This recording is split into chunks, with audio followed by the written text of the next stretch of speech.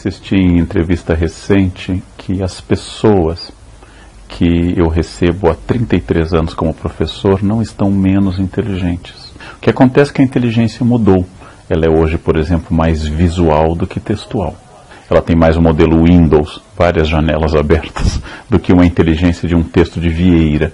Então, meus alunos, posso dizer com toda garantia, porque eu sou muito crítico sobre a questão da inteligência. Ela não é menor hoje, ela apenas é diferente. Todas as gerações reclamaram das gerações anteriores. Para dar apenas um traço disso, quando surgiu a caneta esferográfica no Brasil no pós-Segunda Guerra, os bancos proibiram cheque com caneta esferográfica porque apenas a tinteiro era confiável. E, curiosamente, é mais fácil apagar a tinta da caneta tinteiro com hipoclorito, ou seja, com quiboa, do que da esferográfica. Mas é simplesmente a reação ao novo. A reação ao novo causa nas pessoas isso. Outro dado curioso, os alunos, provavelmente os jovens de hoje, leem mais do que você e eu. Porque eles vivem no celular 24 horas por dia trocando e lendo mensagens. Vai dizer, mas são textos ruins, é verdade, mas leem o dia todo, eles se expressam o dia todo.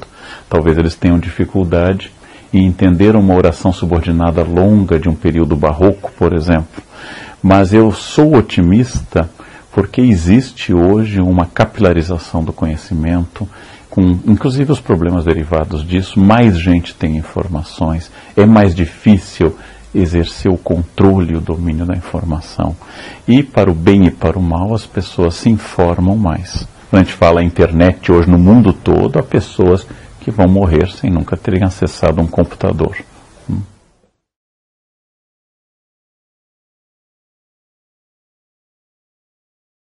Eu acredito que todos nós professores somos elaboradores de tradução. Todos nós professores somos construtores de pontes. Como fazer o aluno perceber que Machado de Assis é uma maravilha? Como fazer o aluno ler Shakespeare, que transformou a minha vida? Como fazer o aluno entender que atrás do livro de Jó na Bíblia existe uma resposta fundamental para uma angústia humana, porque sofrem as pessoas boas? Como fazer o aluno perceber que um quadro de Caravaggio, que uma música de Beethoven, de que qualquer grande dado da cultura ocidental ou oriental tem e contém uma resposta para ele? Esta é a função do professor, a função de traduzir coisas. Toda tradução pressupõe um conceito complexo que a gente chama de entropia, uma perda do sentido original. Entropia é a perda dessa energia original. Quanto melhor o professor, menor essa perda. Então, quando eu digo a uma criança que uma máquina de escrever que eu coloquei numa exposição é uma impressora wireless, é uma maneira de traduzir para o universo dela.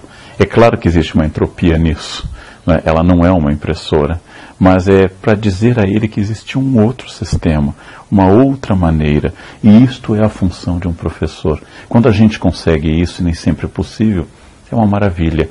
Ser professor é uma atividade fascinante, porque enquanto o intelectual se preocupa com o conhecimento apenas, sua busca, sua validação, e é uma função fundamental, o professor se preocupa com o conhecimento e a transmissão dele. É uma preocupação dobrada. É mais difícil ser professor do que ser intelectual. Intelectual é um treino, professor é uma vocação muito específica.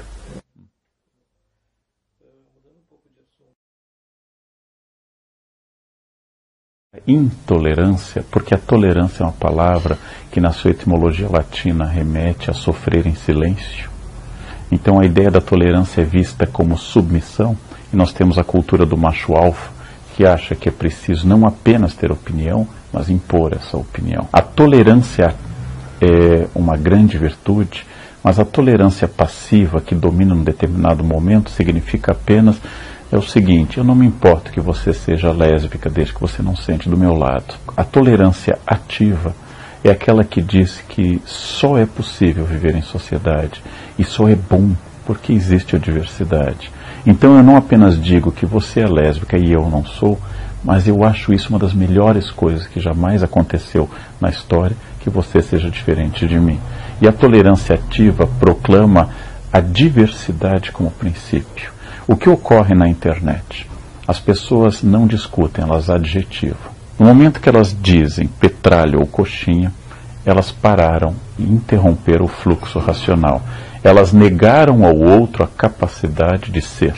No momento que eu lhe classifico com algum adjetivo, um substantivo que se torna um insulto, eu tento colocá-lo numa caixinha para impedir o diálogo. Eu expressei uma determinada opinião e alguém me manda a seguinte questão: por que você defende Che Guevara, que é um genocida? A minha opinião não tocou em Che Guevara, que eu acho uma personagem histórica, a quem eu tenho críticas e analiso historicamente, mas porque na gaveta dela, quem tem aquela posição que eu tenho, necessariamente adora Che Guevara, adora Cuba e vê a Coreia do Norte como um paraíso, porque é a única capacidade que essa pessoa tem de me colocar na gaveta. E esse xingamento, como todos os xingamentos, fala de mim e não do outro. É você olhar para o outro, reconhecer nele uma instância humana, não desumanizá-lo e ouvir um argumento, sem apenas classificar. Então, eu já escorreguei nessa questão também, já adjetivei pessoas, é um erro que eu vou tentar sempre impedir. É preciso ouvir. Ouvir é uma ideia. Eu cheguei a brincar sobre opinião, é uma metáfora que tem alguma vulgaridade, mas muita eficácia. Opinião é como uma parte específica do seu corpo, normalmente vista como o ponto final da digestão. Você pode dar, é seu, dê à vontade, mas não é obrigatório dar todo dia. E tem que perguntar se a pessoa quer também. Não dê como princípio, dê como amor, como prazer, e não como princípio. Não precisa ter opinião sempre. Agora, como você disse, hoje, meu aluno de 18 anos entra na aula, lê 3 parágrafos de Kant, um dos maiores filósofos da modernidade, e diz: não concordo. Não há mais o espaço para dizer que se ele estudar 30 anos Kant, ele vai entender. Mais 30, ele talvez possa não concordar. A internet faz uma confusão que está na base de todo este problema. As pessoas confundem acesso a dados com formação. Informação com formação. O fato de tudo estar na internet não me torna nem médico, nem historiador. O fato de eu ter aberto uma conta no Facebook não me torna especialista em direito constitucional, nem capaz de emitir uma opinião claríssima sobre a Constituição de 1988, que divide até especialistas. O fato de toda a literatura ocidental estar hoje na internet não me torna um escritor, nem sequer um bom leitor. Então as pessoas acham que a informação está ao lado da formação. E a todo instante elas dizem: os historiadores não sabem nada. É verdade, os historiadores sabem muito pouco. Mas certamente alguém que fez graduação, mestrado, doutorado, pós-doutorado na área, talvez saiba 0,001 a mais que você. Os médicos não sabem nada. Mas certamente alguém que fez toda a medicina, residência e pós-graduação, talvez possa saber mais do que você. Nós não aceitamos mais hierarquia de conhecimento. E isto é uma pena. Atrás do ódio existe sempre muito medo. Atrás de um homofóbico não existe apenas um outro gay que não aceita a realização do sexo alheio. Existe alguém com muito medo. Pessoas com medo são agressivas.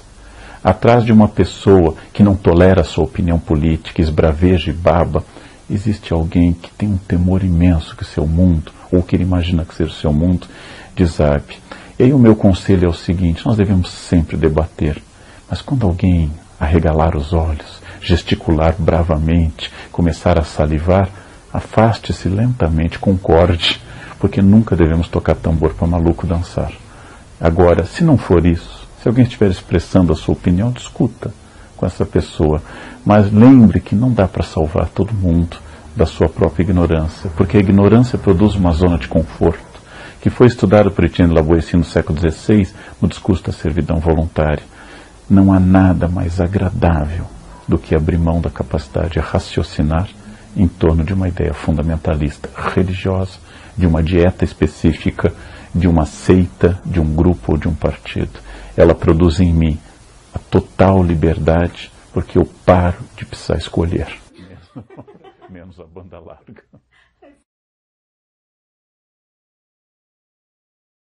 O que é excepcional no Brasil é o período de estabilidade política e econômica. Nós tivemos isso entre a era FHC Lula, nós tivemos isso durante o período mais ou menos do governo Médici, estabilidade dada pela ditadura, inclusive, e crescimento econômico. Tivemos isso em alguns momentos da história do Brasil, como a década de 50, o gabinete de conciliação do Marquês do Paraná no Segundo Império.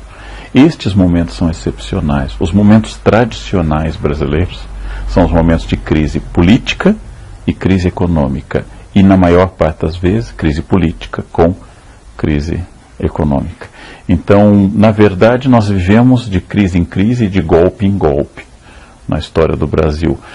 Ocorre que uma geração como essa de jovens hoje cresceu, praticamente adquiriu consciência sem inflação, com um presidente civil eleito, entregando o poder a um presidente civil eleito. Isso foi absolutamente excepcional, porque na verdade isso não ocorria há bastante tempo, essa sequência de presidente civil eleito. Quando Fernando Henrique Cardoso, eleito pelo voto direto presidente, passou o poder a Luiz Inácio Lula da Silva, eleito pelo voto direto civil, as pessoas não se dão conta que isto é exceção no Brasil. Quando Lula passou o poder a Dilma, isso é exceção. De novo, isso não vai ocorrer tão cedo. Ou seja, nós vivemos de golpe em golpe.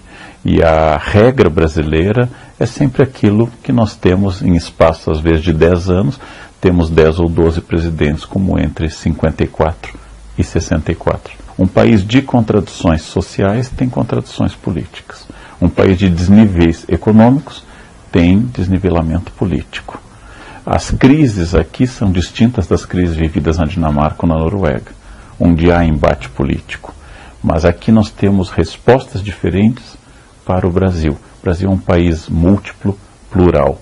E há grupos, neste momento, à esquerda e à direita, que estão invalidando a pluralidade da resposta, dizendo: a minha resposta é a única possível, porque é a única válida, a única que está ao lado do bem e da ética, e a sua está ao lado do mal e da falta de ética. Né? Esses grupos são sempre um pouco perigosos, tanto à esquerda quanto à direita.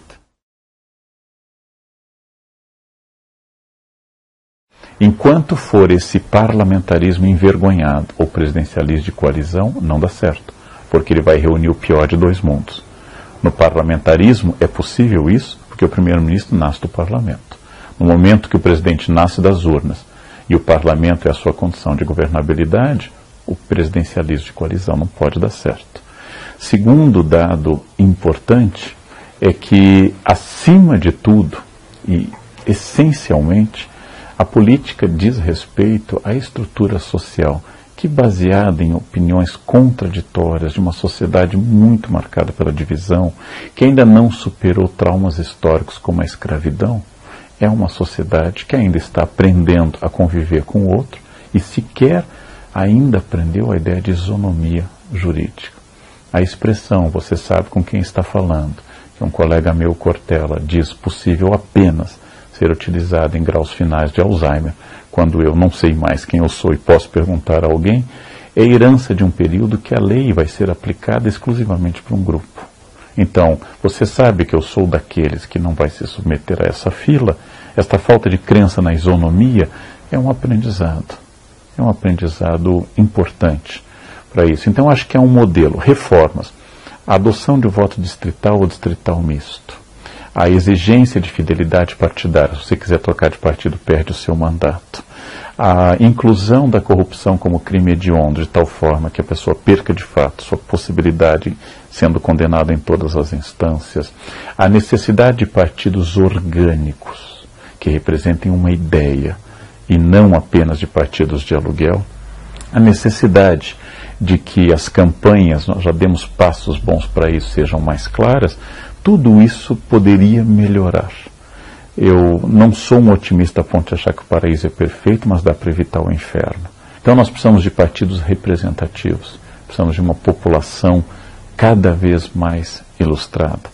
Então, como fazer as pessoas melhorarem? Isso tem a ver também com melhoria social, com melhoria de condições. Um grande político, no sentido positivo e negativo da palavra, Getúlio Vargas, perguntado como ele fez para enfrentar o tenentismo, que atacava todos esses escalões médios, baixos das Forças Armadas e punha em risco a própria ideia de governo na década de 30. Getúlio, maquiavélico, disse: eu os promovi a capitão. Quando o tenente passa a capitão, ele perde totalmente o seu impulso revolucionário. Então, é preciso reformular a política. E que ela seja uma política, de fato, que corresponda a diversas correntes. E, certamente, nós precisamos de menos partidos e melhores. Precisamos endurecer leis que possibilitam a criação de partidos. Estão surgindo mais, né? Estão chegando, a fila está... Não existe escola neutra. Seria bom que as escolas não fossem partidárias, mas elas sempre serão políticas. Não se pode demonizar a política. A política não é a administração do mal, mas é a garantia do contrato social do bem. Demonizar a política como instrumento de resolução de um problema é um problema, porque a política é um acordo muito interessante para você conseguir resolver algum problema. É preciso que as escolas não evitem o debate partidário, mas uma escola a rigor não deveria ser a expressão de um partido. As escolas não são neutras. Quando elas se recusam a entrar no debate político, elas estão fazendo uma opção política. E essa opção política favorece determinadas atitudes. As escolas precisam, mais do que nunca, debater a grande política no sentido de administração do poder e de recursos, discutir a microfísica da política, que é a escola, a família e a sociedade, e ao trazer propostas partidárias para debater, a escola deve convidar partidos de esquerda, de centro, de direita, para debaterem dentro da escola, dando espaço à pluralidade. E não é errado que um professor tenha uma posição política específica. É errado, esse é um debate que eu estou tendo neste momento, que este professor, em primeiro lugar, torne aquela opção a única possível. Então, quando alguém me fala em escola sem partido, eu acho interessante que toda a birra dessas pessoas conservadoras é com um determinado partido. Não tem saída, não existe neutralidade. O que eu devo garantir sempre é a pluralidade da escola, a pluralidade de opções, mas conviver com a diferença e o contraditório é um desafio que a maior parte das pessoas não enfrenta bem. A instituição da corrupção, ela é social e ela precisa ser ensinada tanto a ser ético quanto a ser tolerante no esgarçamento da questão da não ética. Então ela é um fenômeno social, sim, e é também uma instituição política. Uma frase que é dura dizer e que as pessoas particularmente não me entendem: não existe país no mundo que o governo seja ético e a população corrupta. E não existe no mundo um governo não ético, uma população ética. Sempre o governo guarda uma relação com a sua população, especialmente na democracia, onde os governos não deram golpe de Estado, foram eleitos por milhões de pessoas que endossam aquele governo. Nenhum dos 513 deputados, 81 senadores ou 27 governadores está lá por causa da força. Todos foram democraticamente eleitos. Aí a minha postura nesse sentido era um pouco conservadora e nesse sentido pessimista. Citando Tocqueville, a democracia tem sempre um problema. Ela é a expressão do eleitor.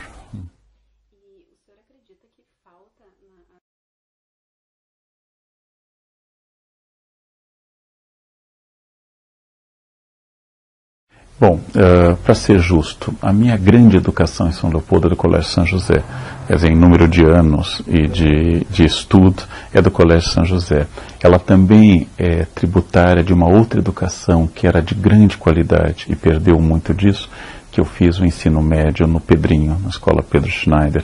Também é fruto de uma excelente faculdade de Unicinos, a quem eu louvo até hoje. Naturalmente, quando eu estava lá, não dizia isso, mas olhando hoje à distância, ficou sendo aquela história da primeira esposa. Depois você casa 3 vezes, você diz até que considerando o que veio depois. A Unicinos é uma grande instituição e eu sou muito louvor. E a formação jesuítica também. A crença no esforço da educação. A crença que eu tinha que acordar cedo para estudar piano, que eu tinha que acordar cedo para estudar línguas. A crença de que o esforço produz isso. Não a crença liberal de que o indivíduo é rico se quiser e é pobre por vagabundagem, que é outra coisa, mas a crença da perfectibilidade do caráter, esse neologismo que Rousseau criou, perfectibilidade, de que eu posso e devo melhorar-me como grande projeto e que isto me torna mais livre. poucas coisas libertam tanto quanto o conhecimento. Uma das culturas mais tradicionais do Ocidente, que é a judaica, entendeu que uma população perseguida como os judeus só tinha uma herança, é o conhecimento. Então os judeus entenderam que expulsos de lá para cá, eles podiam talvez carregar diamantes, outros bens, mas o que eles levavam é a formação. Usando uma frase de vó, é aquilo que nunca te tiram, aquilo que em qualquer lugar você fará diferença, que se houver um dilúvio e esse mundo voltar sem nenhuma instituição, sem o grupo do Vale dos Sinos, do NH, sem a Unicinos, sem nada disso, a partir deste momento eu continuo com a minha formação. É uma crença que eu levei a São Paulo quando eu cheguei lá em 1987, um voo da Varig, e desembarquei com uma mala de livros e outra de roupas e fui para uma pensão. A crença de que dali ia começar, que eu ia me esforçar, que eu ia acordar de madrugada, que eu ia trabalhar, essa crença é fundamental, que é diferente da crença liberal, ainda que a crença liberal seja interessante ser estudada. É a crença realmente no conhecimento e na sua capacidade de enfrentar o mundo. Importante dizer às pessoas do Vale esse ponto que eu disse, porque as pessoas têm a tendência a diminuírem as coisas daqui e idealizarem de que em outros lugares, lá é que... Eu fui professor na Fundação Evangélica em Novo Hamburgo, fui professor em escola estadual em Dois Irmãos, estudei no São José, estudei no Pedrinho, estudei na Unicinos. Tudo isso está ao alcance de qualquer pessoa. Eu cheguei à USP um pouco assim, tímido, humilde, pensando, nossa, lá vai ser assim. Não. É uma questão realmente, apesar de que há muita qualidade, eu gosto muito da Unicamp, eu me sinto privilegiado naquela universidade. Eu tenho muita raiva da expressão jeito, talento ou vocação, eu tenho muita raiva dessa expressão. Alguém já me disse, você tem facilidade com línguas? Eu estava um dia na Independência e o francês caiu assim, eu estava na esquina da Independência com o presidente Roosevelt, e o francês caiu na minha cabeça, ele leva lá, je parle, não. Você ignora 8 anos de aliança francesa, 1 ano morando em Paris para conseguir alguma coisa, o mesmo com o alemão, com o inglês, com o latim.